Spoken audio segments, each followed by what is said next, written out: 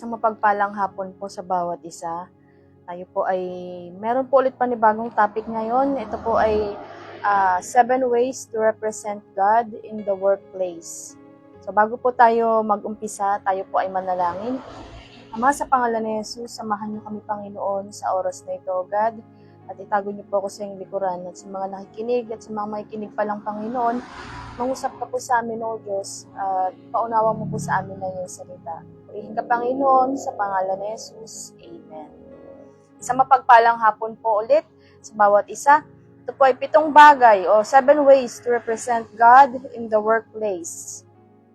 Ang topic ko po ngayon ay dalawa po, yung first 2. Number 1, excellence in workplace. Buksan po natin sa Colossians chapter 3 verse 23. Ulitin ko po. Excellence in workplace. Colossians 3:23. Dito po sa King James Version, and whatsoever ye do, do it heartily as to the Lord and not unto men. Amen.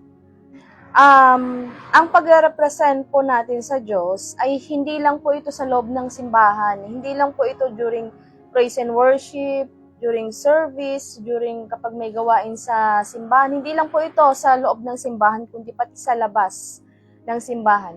Ang pagiging Kristiyano po ay hindi lang po pag Sunday, kundi everyday. Kailangan po nating ipakita yung na tayo ay Kristiyano. Amen?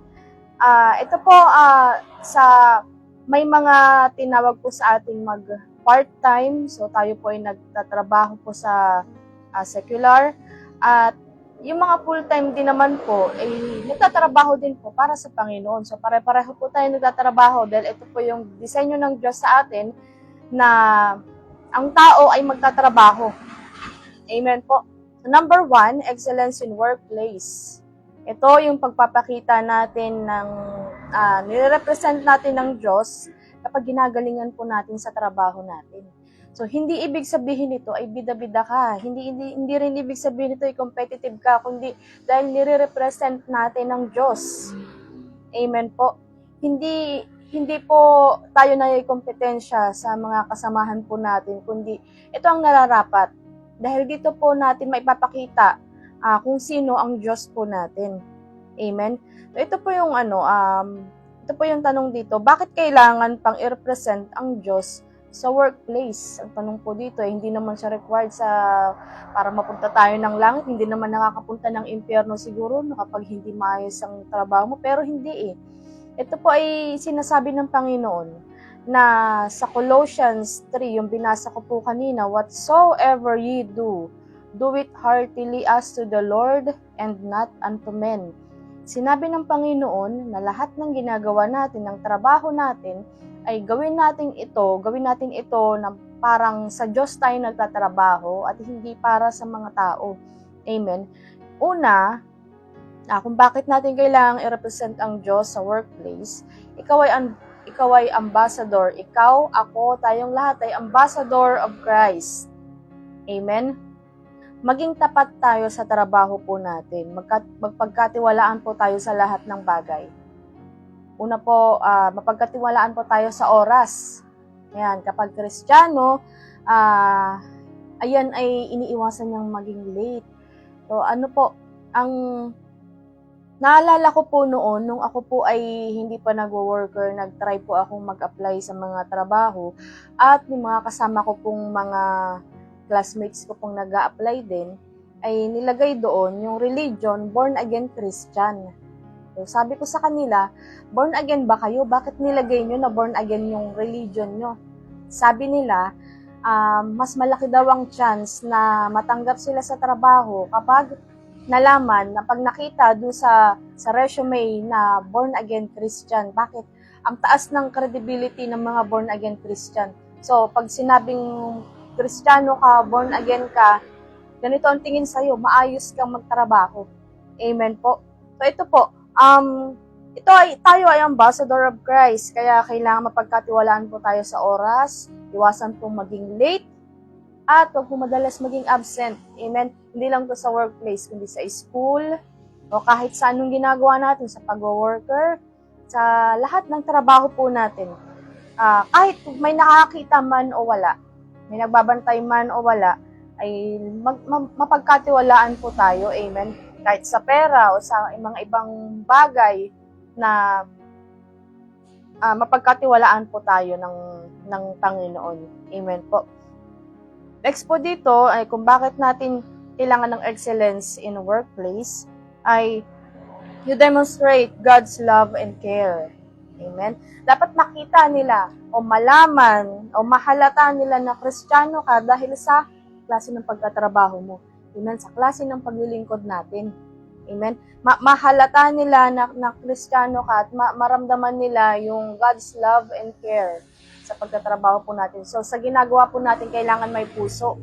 Amen? Hindi lang dahil sa ginagawa natin ito dahil trabaho lang, kundi samahan natin ng puso, samahan natin ng pagmamahal. Amen? Nang sa gayon ay makita nila, maitaas ang Diyos sa quality ng pagtatrabaho po natin. Amen po. Sa lahat ng ginagawa natin, ilagay po natin doon yung heart natin. Hindi dahil sa kailangan to, napipilitan, wala, no, routine lang kasi to, or ito na yung regular na ginagawa natin, kundi gawin po natin yung trabaho natin na may kasamang pag-ibig. Amen po. And next po dito ay kung bakit natin kailangang magkaroon ng excellency in workplace ay you reflect God's glory. Amen. Ang Lord ang mapaparangalan dahil sa pinag-iigihan natin yung trabaho natin. Amen.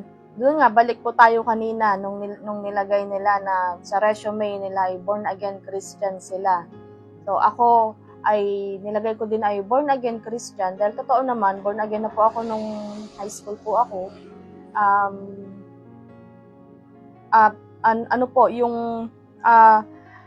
Pero hindi yun dahil sa religion, kundi makikita na Kristiyano ka, born again ka dahil sa ginagawa po natin, sa trabahong pinapakita po natin. Amen po. Ang next po ay kung bakit natin kailangan ng excellency in workplace ay you live out your faith. O, dahil sa excellent kang mag-work, malalaman nila na Kristiyano ka kahit hindi mo ipagsigawan na born again ka. Malalaman nila, sasabihin nila na totoo nga, born again nga talaga to kasi mapagkakatiwalaan to at maayos tong magtrabaho. Meron ako napanood na video na dapat daw ang mga Kristiyano, sila ang best na magtrabaho. Sila yung pinakamasipag magtrabaho. Sila yung pinakamaayos magtrabaho kasi bakit? Kristiyano eh. Amen po. Dahil ito yung panghuli po, you honor God in all things. Yung sabi nga dito, do everything as if working for the Lord, not for human masters. Yan. Ang pagtatrabaho natin ng maayos is an act of worship din, at act of service sa Panginoon. Dahil sabi nga, gawin natin ito hindi nang parang sa Diyos tayo nagtatrabaho. Amen. So, every time na inaayos natin o ginagalingan natin yung bawat ginagawa natin sa trabaho po natin, ay na-honor natin ang Diyos sa lahat ng bagay. Amen. Ang next po dito, yung may impact others. So, dahil sa ikaw ay maayos magtrabaho, nakikita nila sa'yo yung ano ba yung meron sa mga Kristiyano. Amen. So, nai-inspire, pwede mo silang ma-inspire, pwede mo rin silang madala sa Panginoon. So, example po natin dito, yung mga kasamahan po natin dyan sa D-Rocks, amen. Mag-umpisa sa 1, 2, hanggang sa isang grupo na sila, nayaya po nila yung mga katrabaho nila na lumapit sa Panginoon. Amen po. So, yung bawat ginagawa po natin, yung bawat trabaho natin, secular man or tayo ay tinawag sa simbahan na full-time, yung lahat ng ginagawa po natin ay lagyan po natin ng pagmamahal at gawin po natin yung trabaho natin na parang sa Diyos po tayo nagtatrabaho dahil ito yung way para mag-glorify po ang Diyos sa buhay po natin. Amen? So, ayun po yung number 1, excellence in workplace. Ito po yung number 2 naman. Ito yung kailangan po natin para ma-represent po natin ang Diyos. Integrity and honesty. Sabi po dito sa Proverbs 11:3. Ulitin ko po, integrity and honesty. Kawikaan or Proverbs 11:3 sa King James Version po. The integrity of the upright shall guide them, but the perverseness of transgressors shall destroy them. Amen. It reflects a commitment to honor God in all aspects of our life. Ang reason kung bakit kailangan natin may integrity and honesty. Ang Kristiyano, dapat hindi na mahuhulihan yan na nagdadaya sa trabaho. Hindi dapat nahuhulihan yan na nagnanakaw, nagkukupit, o may dinodoktor. Ang Kristiyano ay tapat sa kanyang trabaho. Ang Kristiyano ay hindi nangdadaya sa kanyang amo. Ang Kristiyano ay hindi nanggugulang sa kanyang mga kapwa, manggagawa. Kundi tayo ay tapat, may integridad tayo, at tayo ay tapat na ginagawa natin yung trabaho po natin.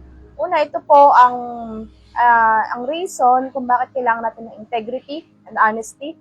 Una po ay honoring God. No-honor natin ng Diyos.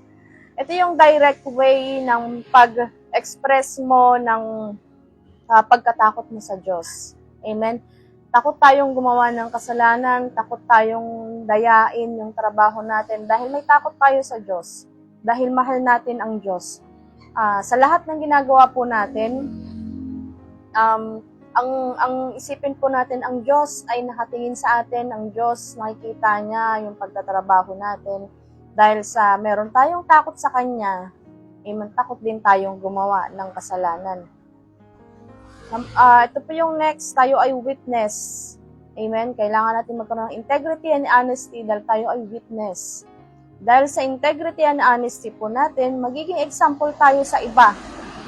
At maaaring madala natin sila sa Panginoon, tulad po nung kaninang in-example ko. Amen? Always po nating isipin na nire-represent natin ang Diyos sa lahat ng ginagawa po natin. Ang Kristiyano ay tapat, pagkakatiwalaan, dahil siya ay may takot sa Diyos. Amen? Ang Kristiyano ay hindi dapat nahuhulihan na gumagawa ng hindi maganda sa kanyang trabaho dahil ang iniisip po natin, ang Diyos ang nakatingin sa atin. Amen? Ginagawa natin ito para sa Panginoon. Amen po. At dito ko po i-close po sa isang kwento. Ito po yung sa pamagitan ng actions niya, nakita ang Diyos sa kanya. Amen. Meron pong isang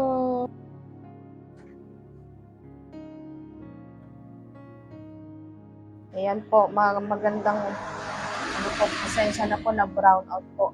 Ituloy ko po. Ayun, meron na ulit. Pasensya na po dahil dito po ay bumabagyo. Nag-brown out po ngayon. Bali pa close naman na po. Meron pong isang homeless man na ang buhay niya po noon ay siya po ay nakulong sa kasalanang hindi naman niya nagawa. So napagbintangan po siya. At ngayon, ang nangyari po sa kanya ay, ayun nga po, tinakwil siya nung, tuloy ko po, tinakwil po siya nung pamilya niya dahil nga sa, ang akala nila yun ang ginawa niyang krimen. So nakulong siya at sa mahabang panahon, mahabang taon, siya ay nasa kulungan. At yun po, umiiyak siya sa Panginoon. Sabi niya, Lord, bakit? Naging mabuti ako. At bakit ganito yung nangyayari sa akin? Nasaan ka? So, kini-question niya na ang Diyos. At yung sabi niya ay, Panginoon, nasaan ka? Magpakita ka ngayon. Hindi ko makita ang presensya, hindi ko makita ang kapangyarihan mo. So, matagal na panahon siyang nasa kulungan at nung natapos na yung pag-serve niya sa kulungan, nakalabas na siya at sinubukan niyang bumalik sa pamilya niya pero hindi siya tinanggap. So, wala nang tiwala sa kanya yung pamilya niya, yung mga kaibigan niya, hindi siya tinanggap. wala siyang matutuluyan. Walang tutulong sa kanya. Ang ginawa niya po, ay nandun lang siya sa pag-alalay. Ayan po. Ito pong homeless man na ito ay sa buong maghapon, wala siyang nakuha sa paglilimos. Tuloy po natin. Yung ito pong homeless man ay wala po siyang masyadong nalimos, kaya hindi po siya nakakain sa buong araw. Ito pong Kristiyano na nagtatrabaho sa bakery, yung mga natira po sa bakery nila, binigyan niya ng sapat yung itong taong to na nasa labas ng bakery po nila. So, umiiyak po itong taong to. Nung hindi pa po niya nabibigyan, umiiyak itong tao at sabi niya, hindi totoo ang Diyos. Kung totoo ka, Panginoon, magpakita ka. Kung totoo ka, tulungan mo ko. Ayun, malapit na siyang mawalan ng tiwala sa Diyos. Malapit nang gumuho yung pag-asa niya. At hanggang sa habang umiiyak siya, itong Kristiyano na nagtatrabaho sa bakery ay nag-abot sa kanya ng tinapay at inumin. Napaiyak siya at sinabi nitong Kristiyano dun sa tao na mahal ka ng Diyos, kaya kang tulungan ng Diyos. So, in-encourage niya ng salita ng Diyos.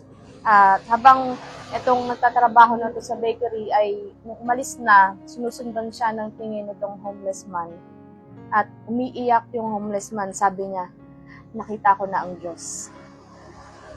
Ayun na lang yung nabanggit nung itong taong to na nanglilimos, nakita ko na ang Diyos. So, ano po ang punto dito? Hindi niya nakitang literal ang Diyos, pero dahil sa ginawa nitong Kristiyanong ito, na pinakita niya na yung pag-ibig at yung tulong binigay niya dun sa taong ito, nakita nung homeless man na may Diyos. Amen. So, ang punto po dito ay nare-represent natin ang Diyos sa lahat ng pagkakataon kung ginagawa po natin yung dapat. So, amen po. So, yun lamang po ang masishare ko po sa bawat isa. Tayo po ay manalangin. Ama, sa pangalan ni Jesus, salamat po Panginoon sa oras na ito. Ingatan niyo po kami Panginoon. Tulungan mo kami o God na ma-represent ka namin o Diyos. Ikaw ang parangalan sa buhay po namin. Nakita nila Panginoon na ikaw ang aming Diyos na pinaglilingkuran. Purihin ka Panginoon, dakilain ka sa pangalan ni Jesus. Amen. Yun po, maraming salamat po at God bless you po.